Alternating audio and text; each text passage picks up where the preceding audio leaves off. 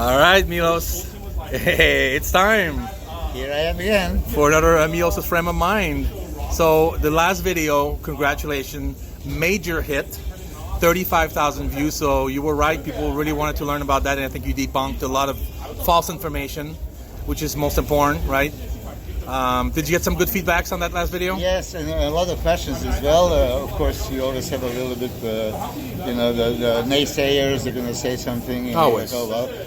But when people that don't know you talk shit about you, you know that you're somewhere, right? So a couple of guys right there on the Jake Out the TV, said like, "Are you going to now talk about the carbs?" So I thought it again, educational, serious. I talked about protein last time. I'm going to touch the subject of carbs. But before that, as you saw, we had the powerhouse. Jim That's right. Torrance, Dave Fisher's. I want to give him all the props. He's never here, but he's here all day. during the day, yeah. Just about He leaves when we get here, yeah. Great competitor, great person, and I just want to give him a shout out. Thank you for letting us here there. So here it is. There's a lot of misconception about carbs. On all my seminars and the training camps, I have a lot of those questions, and people are, keto diet is so effective for fat burning, and I said it a zillion times. Ketogenic diet, absolutely the best fat burning diet by all means. But we are bodybuilders that talk about hypertrophy, and there's so much place for carbohydrates.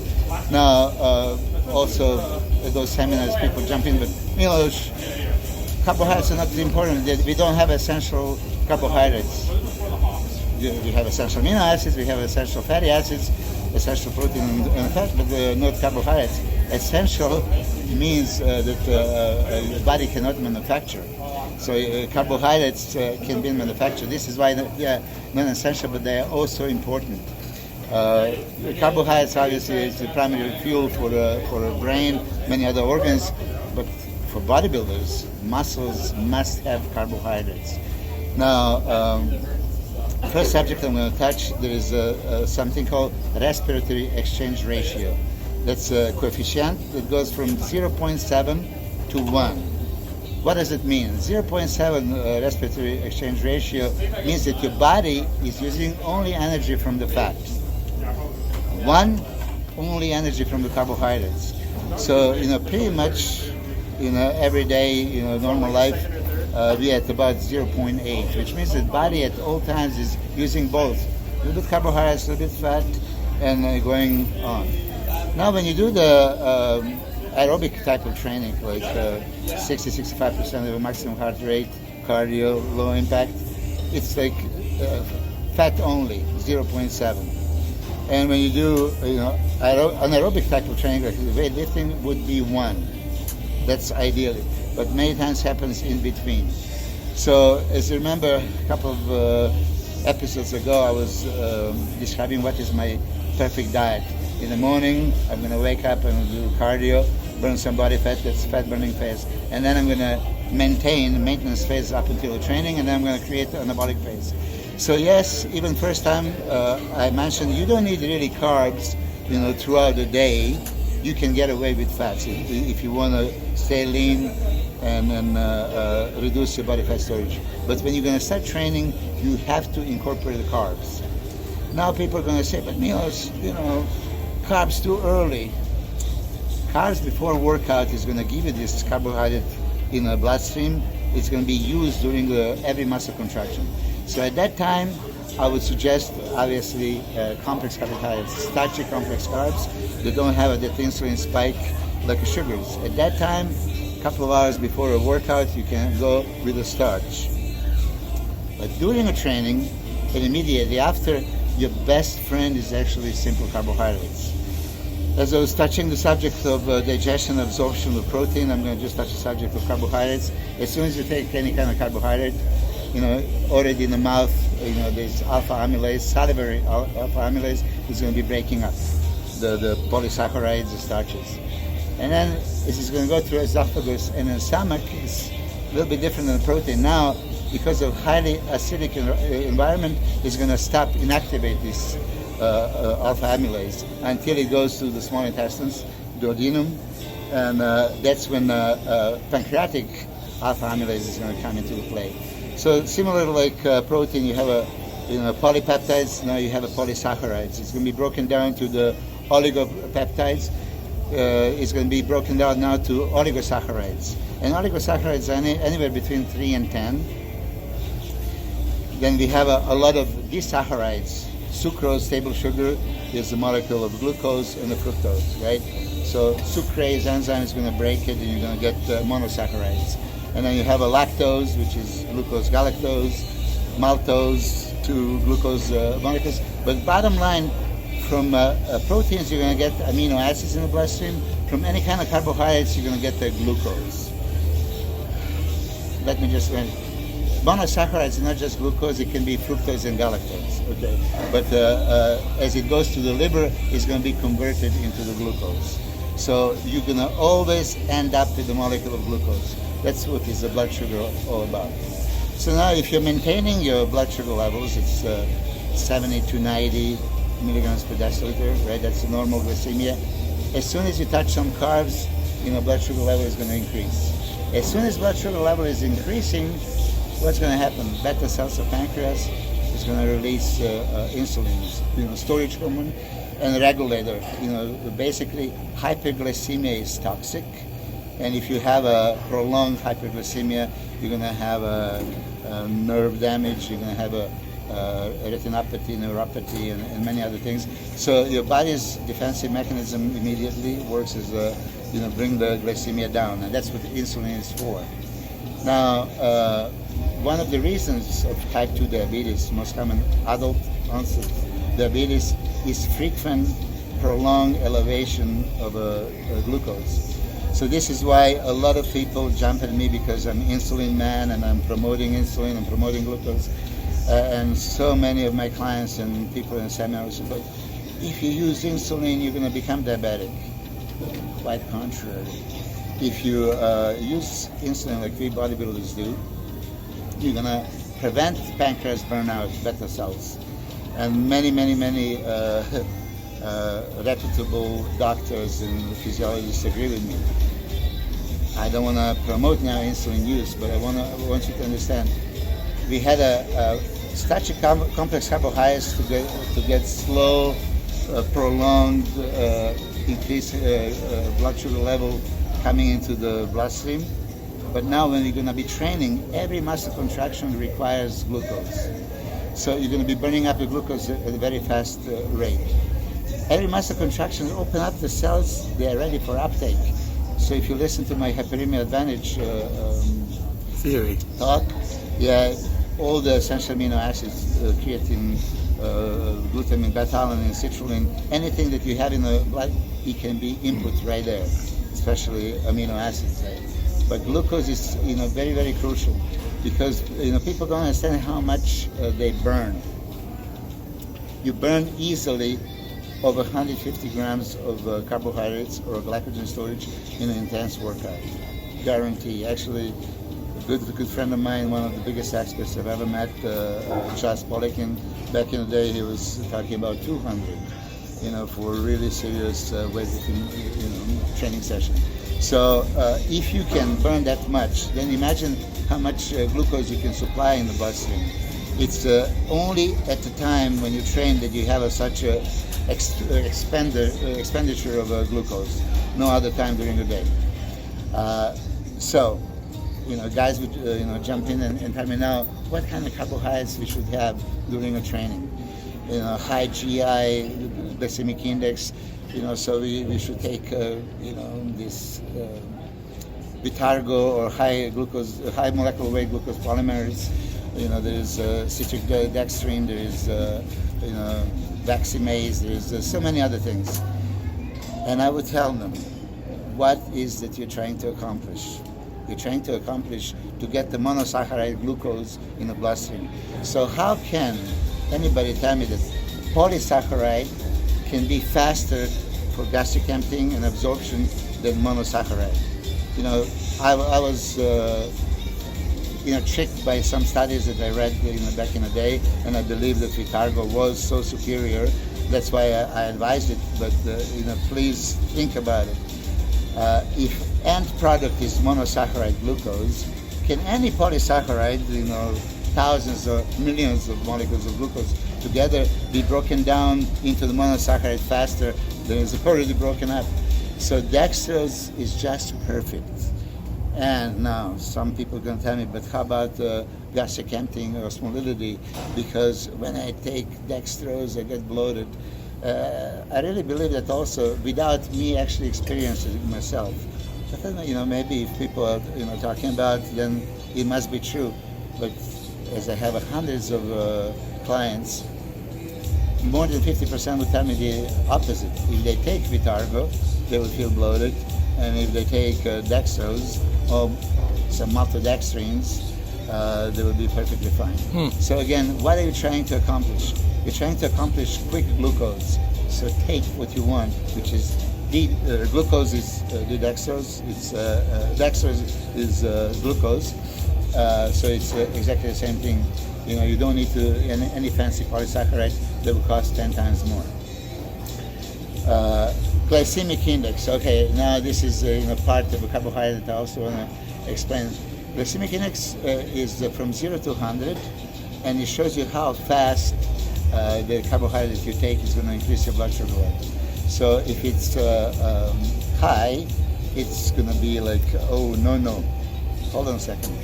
When you're training and right after training, you want a high glycemic index. However, as far as food, they start saying, 0 to 55 is low glycemic index, 55 to 7 is medium, and then is high.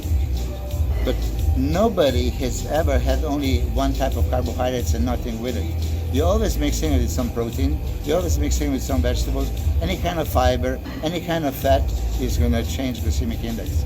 So I usually don't even tell them, people having a white rice, high glycemic index, no problem, because you're never going to have a white rice alone. You're usually going to have a steak and rice, chicken and rice, so do not especially throw in some fiber.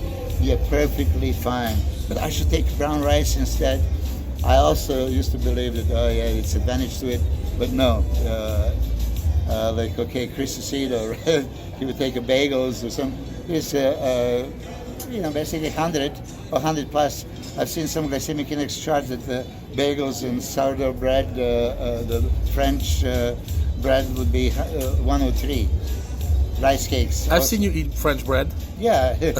At the gym. Yeah. Okay, so now what else, with people jump in? A glycemic load.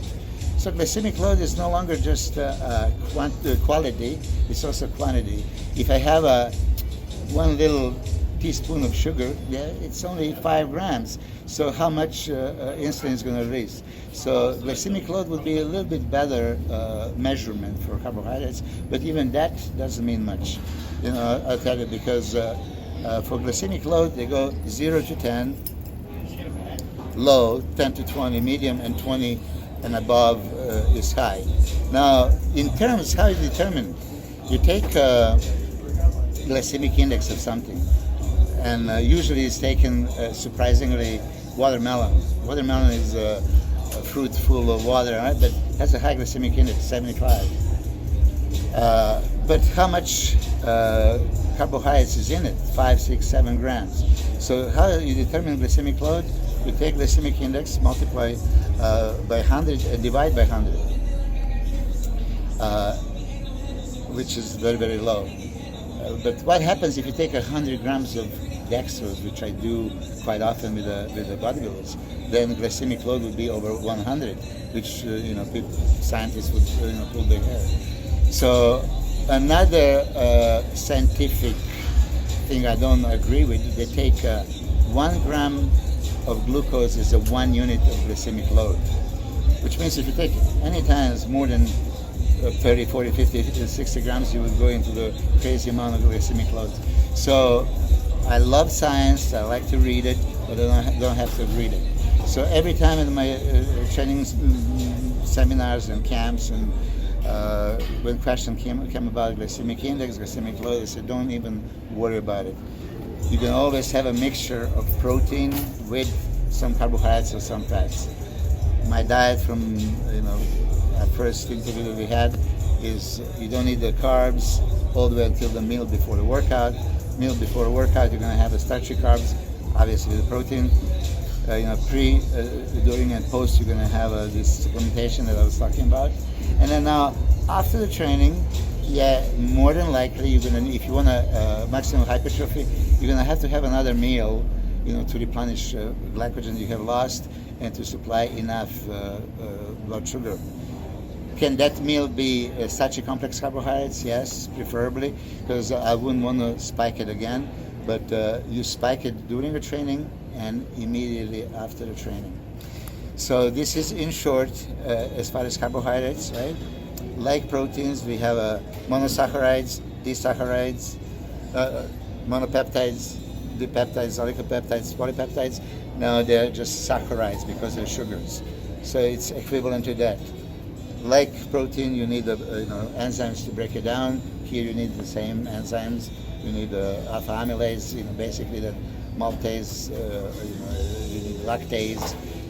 So any kind of carbohydrates that you have, enzymatically have to be broken down to deliver the monosaccharide, which is going to then be delivered to bloodstream and be used. How much carbohydrate you should take? Again, it's very important because I was criticized by natural guys. But Milos, this protein requirement that you gave is only for juiced up guys like yourself. I am. So what about our natural bodybuilders? Especially if I would be natural, what would I want? I would want the same kind of hypertrophy. I would want to push. I'm not going to push pharmaceutical hypertrophy. I'm going to try to push nutritional and training hypertrophy. Right. So for natural bodybuilders, I was always suggesting as much protein as enhanced. Yeah.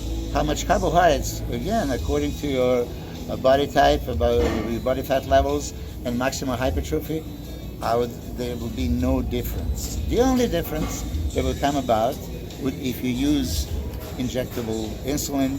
That would be maybe topic one of the next episodes, and because I actually have a lot of requests for that. If you use it, then you have to counteract that exogenous insulin. However, endogenously, what your pancreas is going to release is according to the amount of carbohydrates you're going to be eating.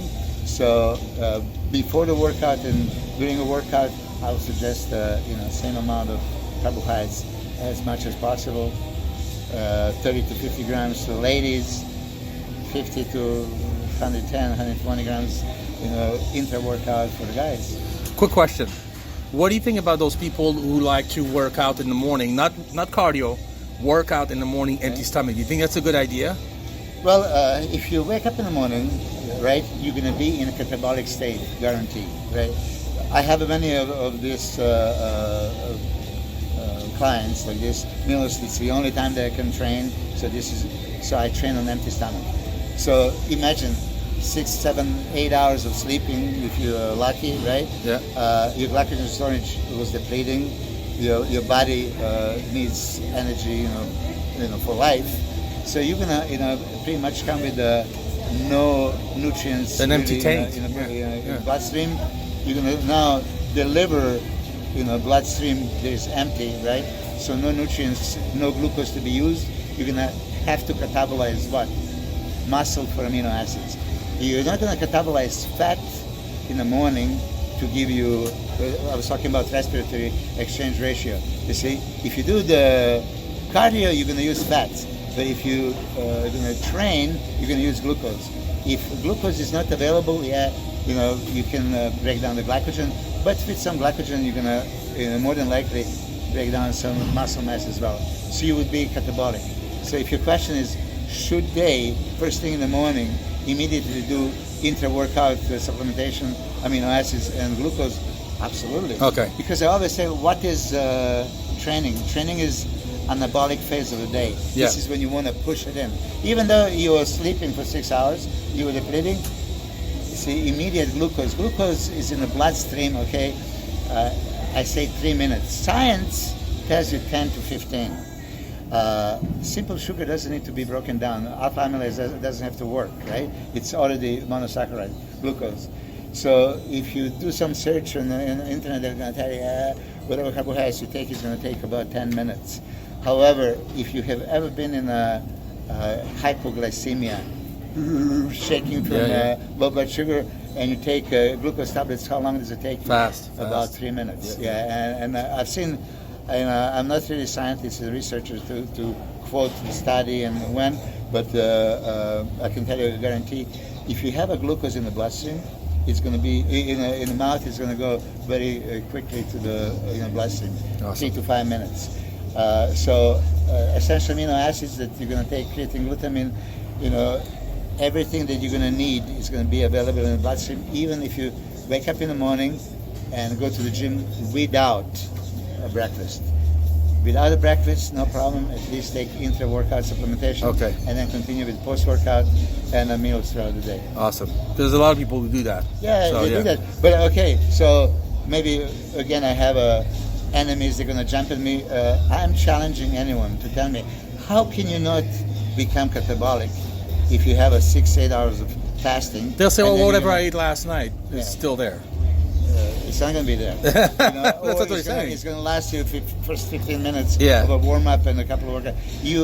If you want to supply blood with the nutrients, you can do it very quickly, because essential amino acids, BCAAs, creatine, glutamine, glucose, it's all pre-digested, it's elemental form, so it goes very, very quickly.